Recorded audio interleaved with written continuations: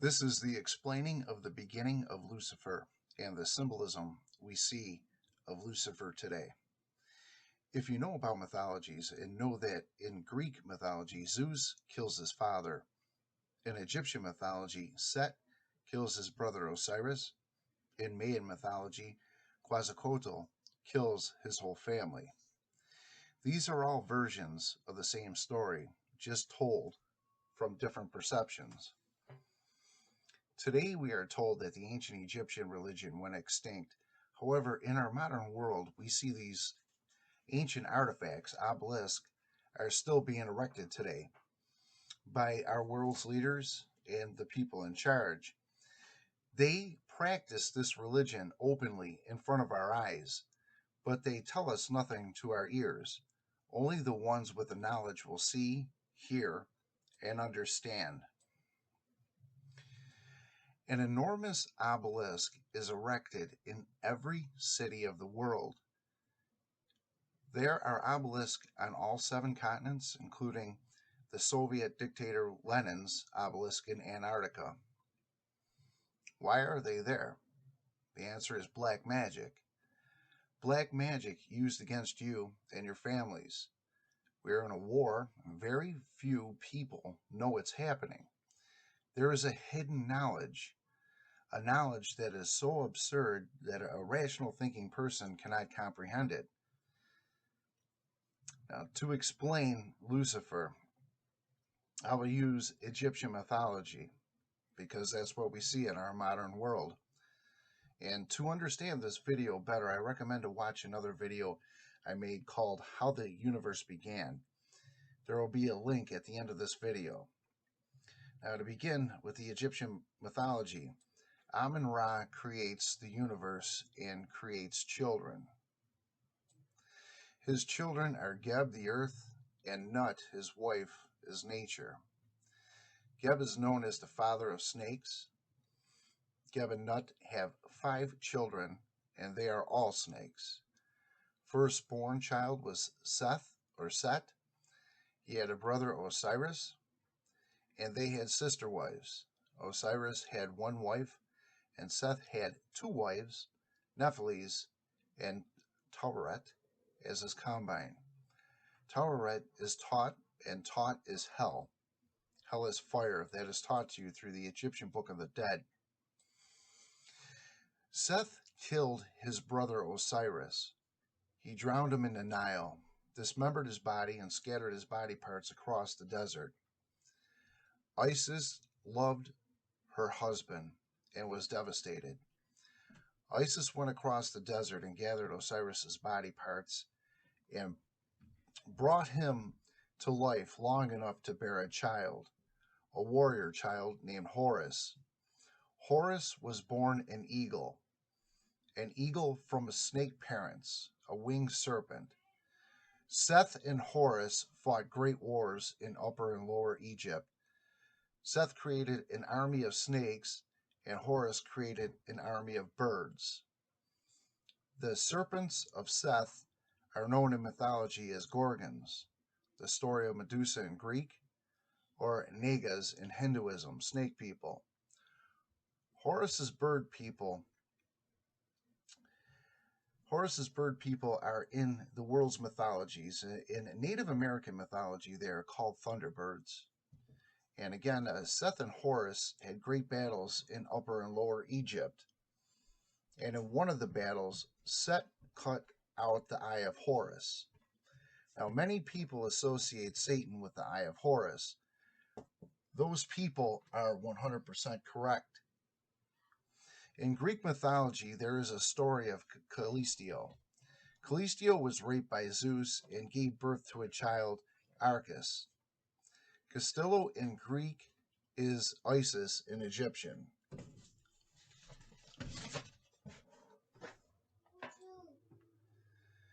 Isis was a Mary.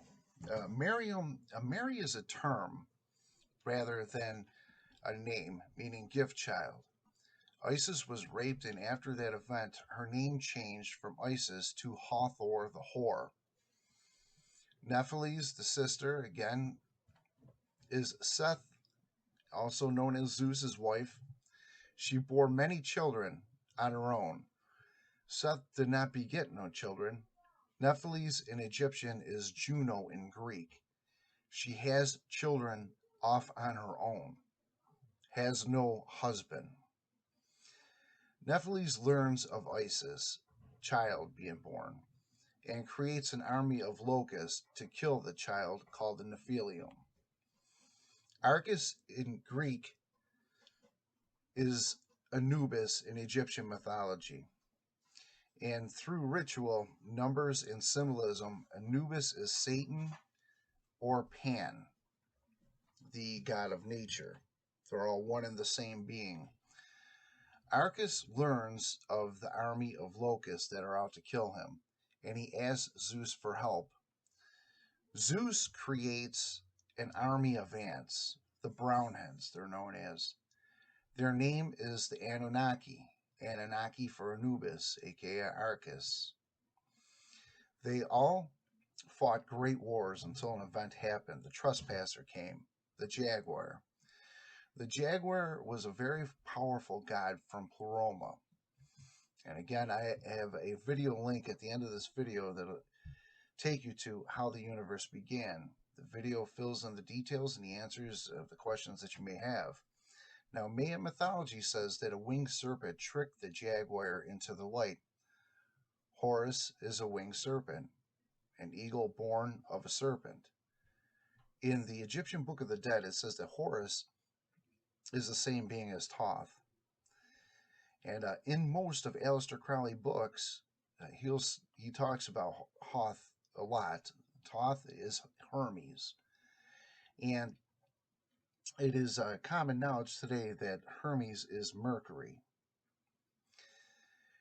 Now, to this, the rod of Asclepius.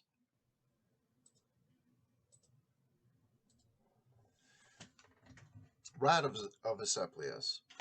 First, I will explain to you what you see in this image. This image is commonly seen on the side of ambulances, a snake climbing a pole in front of a six-sided star. The six-sided star represents the sixth planet, Saturn. Saturn is openly observed as Satan by Satanists.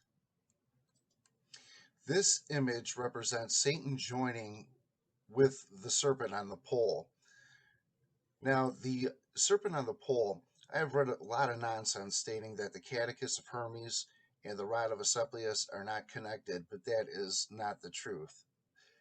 It has exact same meaning. First, the original rod was a stick, a branch to be exact. It was an olive branch. Here is Zeus holding the olive branch. The symbol of the snake climbing the branch was a peace offering. This is where the old saying of extend an olive branch for a peace offering comes from. Horus surrendered to Seth. It was the rod of Asclepius. This is what it represents. Seth accepts Horus's peace offering and overtakes Horus. Horus becomes Seth's possession under his control. In Greek mythology, it is the story of Zeus killing Asclepius, also known as Apollo. And again, Apollo is the same being as Hermes. Hermes is Horus. Apollo in the morning, then he transforms to Hermes by night is the mythology. Brothers within themselves being one being. And as I mentioned about the Anunnaki that fought the Nephilium and Horus's Thunderbirds that fought the snakes, these are not a people. They are possessions. They are slaves to these gods. Satan, Seth, Horus, Nephilis, but ultimately all the gods are under the control of Seth. When you see an ancient Egyptian picture and on top of their head they'll have a black circle disc above their head, what it means, the event was not of their doing, but under the control of Seth. Once Isis learned of her son Horus being overtaken and having her child Anubis given from Seth, she surrendered too.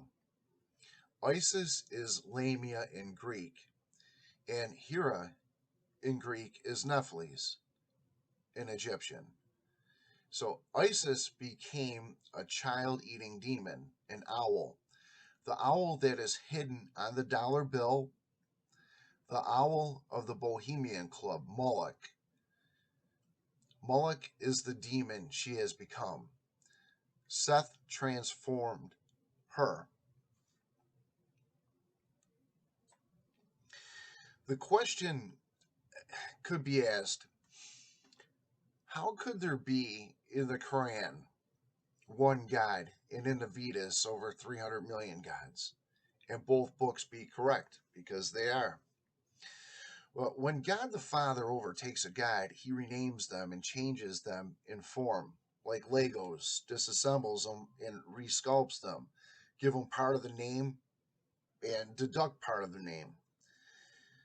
If you read the four beasts of Daniel in Daniel 7, you'll see that the third beast controls the other three, even the strongest one. The third beast controls number 4, and the third beast controls 1 and 2. He is the one that controls them. He controls all. He controls everything. He is the master of reality. He is one. He is God the Father. Now, this is the logo of the Bohemian Club. And the Bohemian Club has been written about by many, many people. Stories of human sacrifice happening at Bohemian Grove in California. People wrote about these events since the late 1800s. The logo has an eagle in the middle, but notice the belt buckle and belt around the owl. That represents sex. Also, notice the caption, "Weaving spiders come not here." Well, non-weaving spiders hunt their prey. They don't put up a web. They go out and they seek and they hunt their prey. Non-weaving spiders, like the Black Widow, eat their sex partners after they have sex with them. Now, the crazy rumors of the Bohemian Club and Pizzagate become a little clearer when you understand the sexual habits of insects, as insane as that sounds. Isis has her followers, and they are the bees, another insect, and there's many in mythologies. Isis is Hathor the whore, which is in when you see her in ancient Egyptian mythology, she's always presented as a cow. And we are in the land of milk and honey. Isis, the cow, brings the milk, and her followers are the bees. They make the honey. This is what the Bible is talking about when it calls this land the land of milk and honey. Now, this image here is of the Catechist of Hermes. This image shows the snakes and the birds joining together the combination of Seth and Horus to kill the jaguar. That jaguar today is the Sphinx. The Sphinx, its remnants are mankind. It was shredded by the shredder. It originally had a face of a jaguar, but it was replaced with the face of man because it became mankind. Shredded into mankind. Now, Horus is Hermes, and he is known as the messenger to the gods. Why the messenger?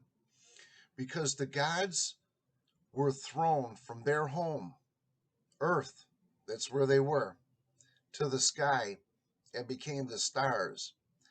This happened due to the intervention of Jesus. Jesus gave us our liberation that we've experienced throughout our lives. And he gives us an opportunity to escape this realm before its owners come back. Now, this is a common picture found of ancient Egyptian gods. Notice the woman in the sky going above, hovering over the top, like in closing. Well, notice she is filled with stars. That is Lucifer. Lucy in the Sky with Diamonds. John Lennon, just like Neil Peart, you read their lyrics, and if you've read an Aleister Crowley's book, you know what they're talking about very clearly. Now, here is a picture of the zodiac. This is Lucifer. Here is a way to decode scriptures, meanings, and understand the Bible's message very clearly. I'm going to take you through 3 scriptures of the Bible just very quickly. And this is Job 38:32. This is something you'll read on your own, study it on your own. I'm going to tell you exactly how to as well. All right, this is Job 38:32 across 3 English written versions of the Bible. In the King James, notice the word Mazareth. Mazareth is replaced with zodiac in the voice version of Job 38:32. Now, it's common knowledge that the Mazareth is another name for the zodiac. I'm going to take you up to the Wycliffe Bible. This is Job 38:32, Wycliffe Bible. Changes zodiac to Lucifer. And that's the exact truth. The zodiac is Lucifer, the stars above in the sky. That is what Lucifer is today. Now, BibleGateway.com is an excellent resource because it allows you instant access to all the scriptures in every English written Bible. You will understand the scriptures very clearly by doing this. If you're looking to find, that's the way that you do it. Those that seek shall find. You better get into the book. I'm telling you that not for me. I'm telling you that for you. Now, this here is Aleister Crowley's chart. It gives a excuse me, a numeric value of Lucifer, and it shows his condensing for more power in the Thelema 93 black magic. Notice Lucifer is the 777. Lucifer is also goes by other numbers. Basically, every number from 3 above is what I found. But Lucifer, number 444777, all associated with Lucifer, and especially with Lucifer in joining with Satan to create Hermanibus. All those numbers interconnect. Okay, now a very direct interpretation of Lucifer is the Council of Nine. You see these Greek gods joined together, and they join together to punish mankind. This next image is from the side of a hospital, and notice the catechist holds back death. I'm going to take you to in the Bible where Moses has a brass serpent put onto a pole. It has to do with witchcraft, okay, the witch's covenant. But the Bible scripture explains the catechist, once bitten by the serpent and then view this image, they will continue to live. They continue to live because witches don't die. This is the Knights of Templar and witches' covenant. They'll live until the end of time, and they will not thirst in hell, is their covenant. However, they'll be in hell. Now, this image here shows Zeus handing over a mask. That mask is the death mask. The death mask is written about in the Quran, as is the other tortures that mankind will endure in hell. Polytheists are Christians. They're deceived by their religion. They're told that they're there for one God, but they don't recognize the images that are over there. They don't recognize the name of the church that they're going to is a violation of the first commandment. They don't see the images. They don't know the scriptures, so they don't understand. Aleister Crowley describes our realm as we're in nature, and if you drink poison, you'll die. If you get caught in a trap, you'll suffer that trap and when they come back. So know that you are in nature. Nature is unforgiving. You need to know the rules of where you are. You need to seek God, everybody at this time. But again, polytheists deceived by their religion. That's not only Christians, but that you're looking at Jews, Hindus. Hindus are openly polytheist, and atheists. Atheists will receive death mask. So if you look at that, the majority of the people are getting a death mask. Why do they get the death mask? Okay, so they'll never receive water again. In the Quran, the Bible as well, thirst will be the greatest pain in hell. What the Quran says is that they'll be chained by their arms to their necks, and that'll go down to their waist, the chain, and their feet will be planted, and they'll be planted right to their neighbors, connected in it together. Their neighbor, they will not see, and it'll be a friend from their life. That's what the Quran says. But they'll never know that they're there for all of eternity. They'll never be able to see them because their heads will be propped up where they can only look up and see the eyes. And they'll have the mask, the bottom part of their mask, their nose will be covered, their mouth will be covered. They'll be inside of a 6-foot box, social distancing, 6 feet away. Find God now. Watch the videos I offer. This is it. Time to carry your cross.